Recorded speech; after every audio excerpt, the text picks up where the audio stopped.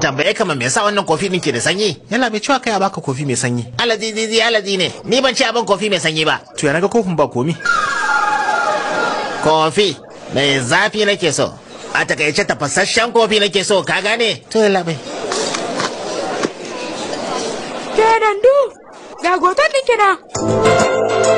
Mutumin da kike kauna kike ta nema ga hoton hannunsa.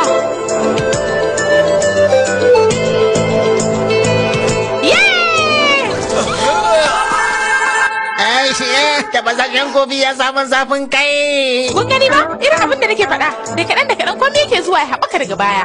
Shakka babu wata ran sai na haɗu da goton. Na tabbatar.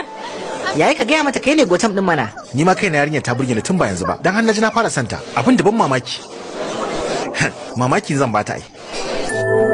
Film za ku je kalla a wannan satin. Na farko shine Goran Sallah. Goran Sallah sabon film ne kuma film ne akan bincike. Film din ya masifar kyau kowa inda sabon film ne.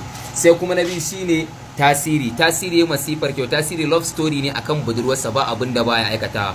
Kuma ya nuna ba sa cewa kuɗi ba abin da baya iya aikatawa. Saboda haka ne ma ya haddasa musu rigima a junansu. Basawan film din ya masifar kyau akan kuɗi suka ringa kashe junansu.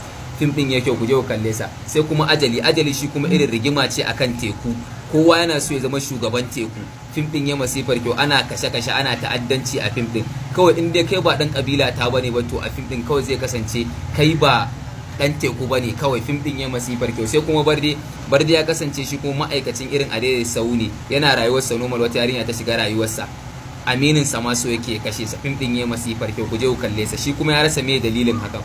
Film din ya kyau. Sai kuma budurwar zuciya kuma wani yaro ne yake son wata yarinya tun yana makaranta tun suna yara. Aka je aka kai sa gurin malama ya daina kula yarinyan nan, ya je rotsa malamar kai ya kashe ta, ya tafi bursin shekara 15. Ya dawo da girman sa ya ci gaba da son yarinyar a bata san shi. Karshe a samu wani yana shigowa rayuwar ta, jarumin kenan ya ci uban wancan ya kashe shi sannan kuma su ci gaba da rayuwa. Film din ya masifar kyau. Sai kuma layar zana ya masifar kyau. Layar zana shi kuma wasu mutum biyu ne suke son wata yarinya, a ciki ba za ka gane ma waye mugun ba waye wanda ba mugun ba sai a ƙarshen fim din ya masifar kyau. Sai kuma tantirai kana son cikin kai dariya to ka kalli tantirai. Fim din ya masifar kyau. Fim din irin na fatalwa ne, irin na abun dariya, ku je ku kalle su za ku nishadin su. Sai kuma faɗan yanci ya masifar kyau. Ta'addanci ake a fim din sosai, ana kashe-kashe. Fim din ya masifar kyau, ana ta'addanci sosai a fim din, ku je ku kalli fina-finan nan.